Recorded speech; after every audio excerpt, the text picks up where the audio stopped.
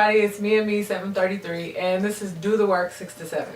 So today we're going to talk about self-love, love, what is the difference, and can black women achieve it or find it. So first let me start by saying this video is not made to break anybody down. It's not made to talk about black women or bash us or do anything like that. The purpose behind the video and the reason why it's the first video is because love is the place that everything should stem from. And for anything to be positive or to move or to grow, it has to be done in love. So I feel that discussing this topic first is where we need to start in this series. So I just want to get that out the way. I don't want anybody saying, well, why is it black women? Why black women can't? It's nothing like that. It's just where I feel we should start in terms of our conversation. Let's start with love. What is love? Some people say love is growth. Some people say love is giving. Some people refer to love as being God. And my belief is that love is all three and plus some. Now, what I do know and understand is that love does not exist and cannot exist in its true, genuine form without self-love.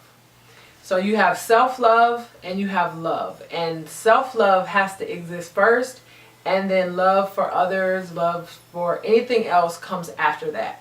But you have to have self-love first, no matter what. I don't care what anybody tells you.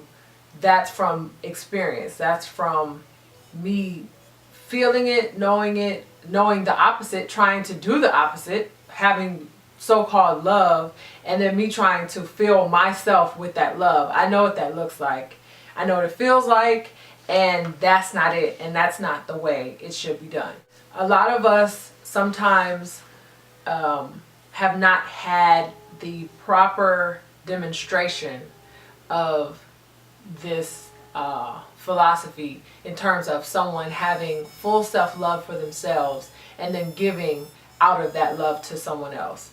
It may have come in the form of parents, of aunts and uncles, sisters and brothers, friends, grandparents, no matter what. It doesn't matter. A lot of us as women of color, black women, we have not had that in-person experience to really know what it looks like, how it interacts, how it feels to really be the receiver of that genuine love. And that definitely plays a role, and I know that it has played a role in where we are today, just with ourselves, how we treat ourselves, how we act towards each other. So how one woman of color acts towards another woman of color, it's very evident. And sometimes some of us have encountered real love that comes out of self-love, but it's really hard to know when someone is truly acting out of self-love. The world is full of actors, whether you're paid for it or not. That's just what it is. It's full of actors. So how do you tell? How do you know? And that answer, it's a very hard question to answer because you don't. You know how you feel. You know how a person makes you feel. And I've always functioned off of that. I've always interacted with people depending on how I felt around them. If their words or if their actions were different than them saying, oh, I love you, I don't care what you say. Well, I don't care. It's how you make me feel. And that's really, I think, is the true determining factor of knowing if somebody is really functioning out of a true, genuine place of love, and that love is them loving themselves and understanding themselves. Distractions. There are more and more distractions each and every day. From the beginning of time to right at this very moment, there are distractions all around you. They're there for a reason, and they're not there to help you find your love. Most of them are man-made. Most of them you are creating yourself. And some of them are distractions that you don't even realize or see them as distractions. So, what are they? TVs, distraction. Movies, distraction. Music, distraction. Websites, gossip websites. I put a name here, but I'm not gonna give free advertisement. Facebook, Twitter, social media sites, distraction. Magazines, distraction. School, distraction. Work, distraction. And one that is my favorite to bring up. People, distraction. You know, distractions come in every shape, form, color, name, size, flavor, texture, location. They're everywhere. And I can truly see them now that I no longer live in the States, because the States is ranking #1 in terms of distractions. I believe that are put into place on purpose for you to be distracted at all times. Like, the distractions even come up in your dreams. Like, aren't you supposed to be asleep? You know, aren't you supposed to be connecting? You're distracted in your sleep. That's how you know it's for real. So they are everywhere. It's time to call out names, as I like to say.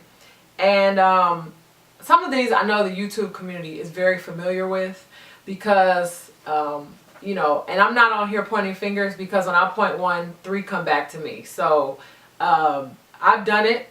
I've spent hours on YouTube looking up this, looking up that, learning techniques and brands and looks, and I've done it. Okay, so I'm not here pointing a finger. I'm just pointing out what is fact. But so it's time to call out names, and I'm just naming some things that are telltale signs or telltale ways that we don't respect ourselves. We don't love ourselves. Because when you have a certain level of self-love, there are certain things that you don't do. There are certain things that you don't seek. There are certain things that you don't even rock with anymore once you have crossed that threshold of acting like you're in love, acting like you can love, acting like you understand what it is. Acting, okay? Once you pass that threshold of acting, then you look back. Hindsight is what we all know, 2020, and you're like, yeah, I was really functioning on num juice, and I don't know what was going on. Like I said, don't take offense, because I've done probably all of these. Okay, so it's not, I'm not pointing you out, but I do want to bring this to your attention. Okay, the first one, weaves. Next is makeup. And I do have another video planned on that, because, you know, some of you say, okay, I know your lips are not just peachy. No, my lips are not just peachy. I do still wear makeup at the moment. I do have a plan to wean off of makeup, and I will explain all that in my next video. But like I said, these are just some of the ways, and the purpose for each of these is different for each of us. So that's also something to consider. Just because a person puts on a little lip gloss, or, you know, puts on a little concealer on a dot or something on their face, it doesn't mean that they're disrespecting themselves or they don't love themselves, but it also doesn't mean that they're looking for that item or that product to fill the void that they have. The way that we dress. Plastic or cement surgery. In terms of your lips, your breast, your butt, your toe, it doesn't matter. The food that we eat. Speech, how we talk about ourselves, how we talk about others, just the words that come out of our mouth. That is big. that was a big one for me. How we treat other black women or other women of color, or other people, period. How do we treat each other? How do you treat someone else? That is definitely a reflector of how you're feeling about yourself. I don't care if you realize it or not. It is. And then comparisons. You know, a lot of the times we'll see somebody and they look like on point. Whoa, got it going on. Whoa, where you get that dress, where you get that, you know what I'm saying? And we're like, man, you know, how do I get my hair like that? How do I do my makeup like that? You know, how can I look like that in those clothes? And when you really love yourself, you realize there's no other you existing anywhere on this planet. And you don't seek what somebody else has, because there's an understanding that just because they look a certain way doesn't mean that they necessarily have everything that you have. And sometimes, regardless of what they look like, they may be longing for what you possess and what you have. So, you know, the comparison game, that's whack to me. That's just, but it is one of the things that I had to call out names about. Well, I want to give a metaphor, okay? And I told my boyfriend about this, and he started laughing, but he didn't even know the reference point that I was making. So it makes me laugh when I think about it, because it's so hilarious. But okay, so the metaphor is like this. I'm gonna use okay, I'm gonna use Ray J. Okay, so the metaphor, let's go. Now I meet you and I say, okay, you know, next Saturday, I'm gonna give you 5 roasts. Okay, I got 5 roasts outside of my house right now. Okay, with the money team, everything. Okay, I'm gonna give you 5 roasts next Saturday. So you're like, okay, cool, that's what's up. Yeah, excited. Whoa.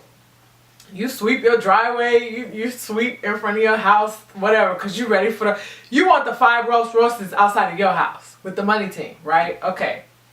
So the week goes by, it's Friday night, and I'm in a frenzy because I'm like, oh, wait a minute. Okay, maybe she won't notice, or maybe he won't notice, right? Saturday comes, I show up at your house, right? I'm at your house, I'm knocking on your door. So you're all inside and you're excited, you're like, I'm about to get the 5 roses, about to get with the money team. So you open the door and you don't see nothing. You don't even see my car, okay? You don't see no money team, you don't see nothing, all right? So I come inside and I'm like, hey, you know, it's Saturday and I told you I had the 5 roses for you, so here you go. And I hand over to you a picture of 5 roses outside of a house. So what I'm giving to you is a picture of 5 roses outside of a house. So you at this point don't know to laugh or to be mad or what. Okay, so you take the picture and it's 5 roses. The point of that metaphor is, I cannot give you something that I don't have. I cannot give you something that I don't possess.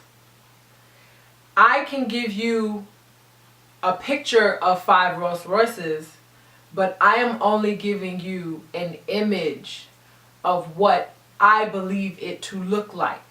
I don't know what it really looks like because I never had it.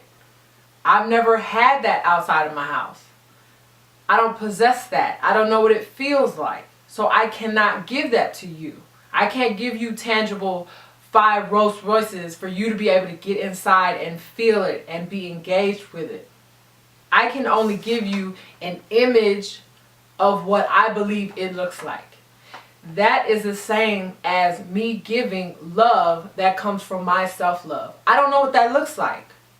I damn sure can't give you any type of love that's genuine because I don't know how forgiving it is, how patient it really is, how understanding, how much disrespect it's not going to tolerate, how much respect it tolerates, and you know, what it needs, how it values, how it already looks, how it just wants to enhance that. You know, those are things that you understand when you truly have self-love. And when your cup is full of self-love, then the excess is what you give off to people, because you don't feel like anybody else is taking anything away from what you have. Your joint is full. When it's not full and you try to give to somebody else, you feel like they're taking the little bit that you have left, or the little bit that you have to begin with.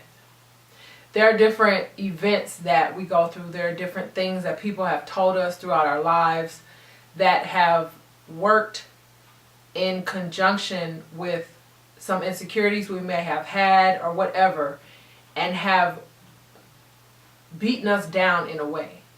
And the distractions are just another thing to continue to keep us lower and lower and lower, so that we finally don't get our cup filled.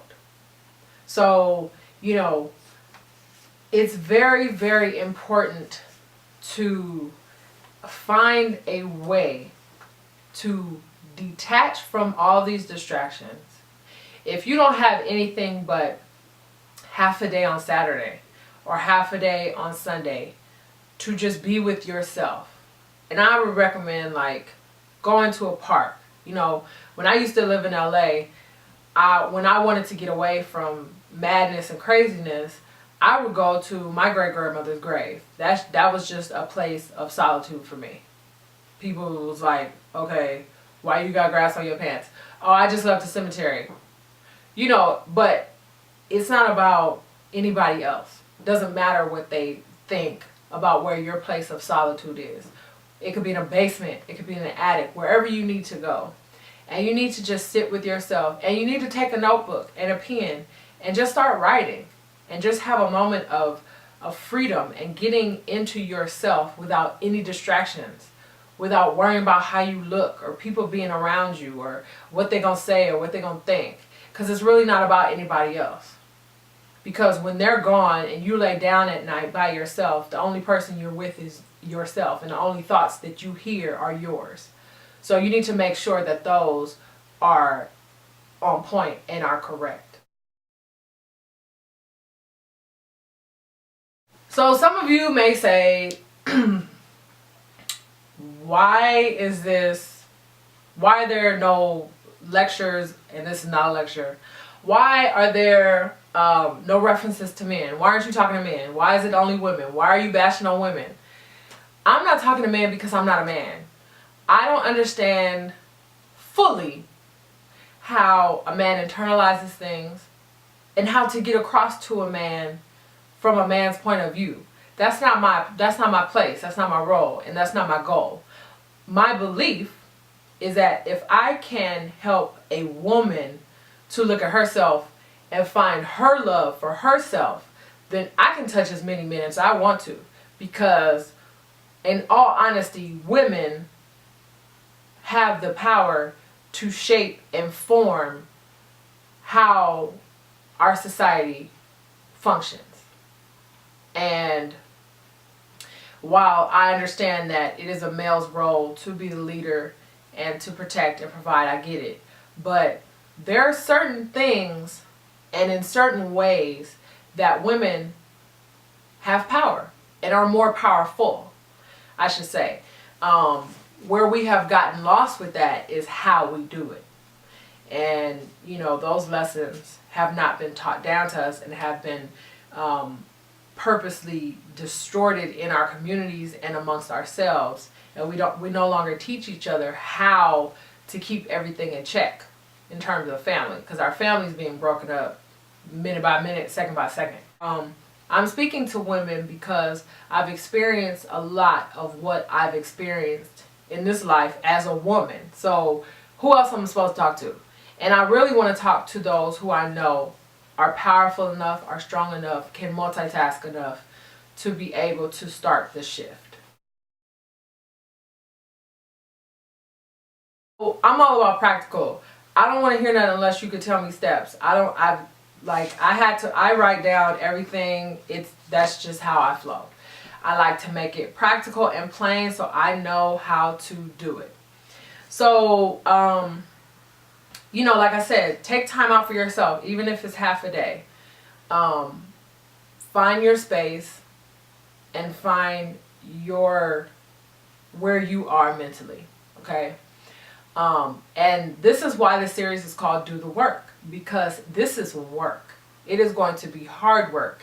And more importantly, it's going to be the hardest on your mental and your emotional. Like I said, I've done this work, and it took me a month and a half, and it was very hard, and I didn't have anybody.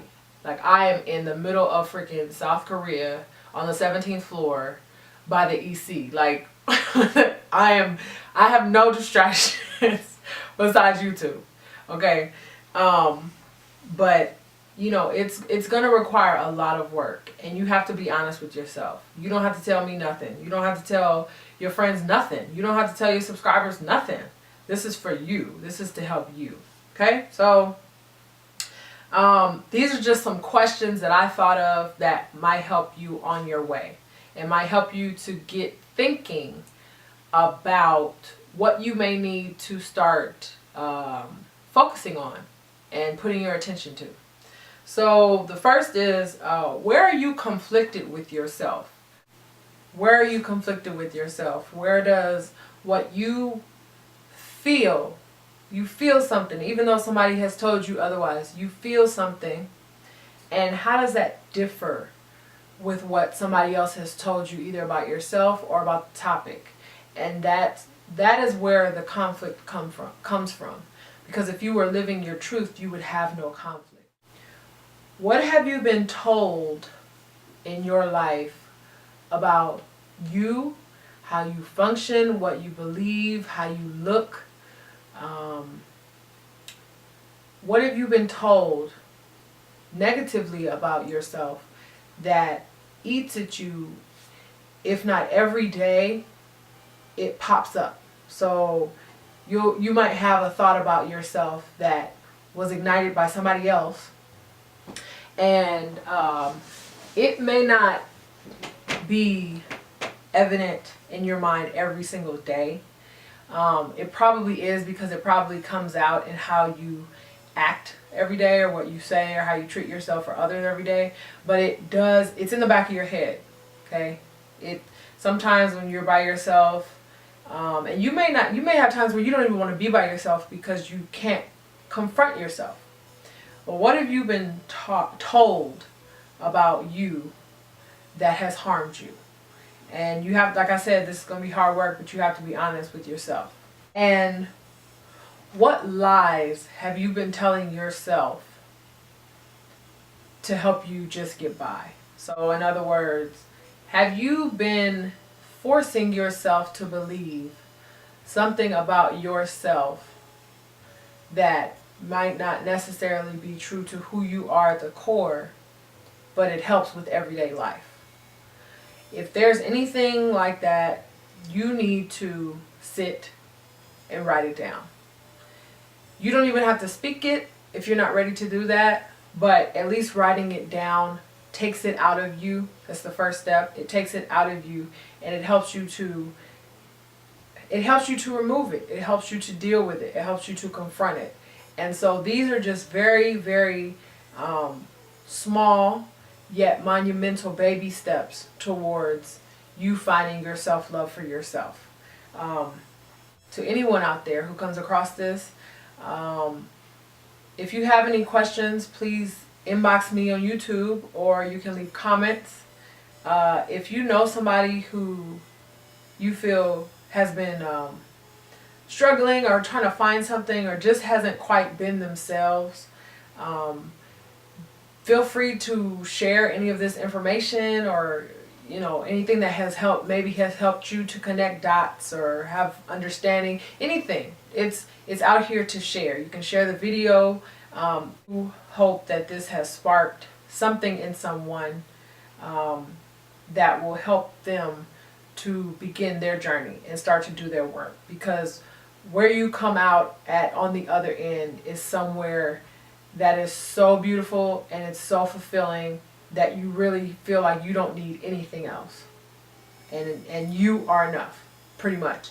You end up to be enough, and you end up to be more than enough. And then in that, you become more than enough for other people.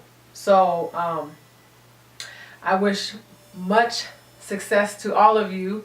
Thank you for watching, and I will see you next time.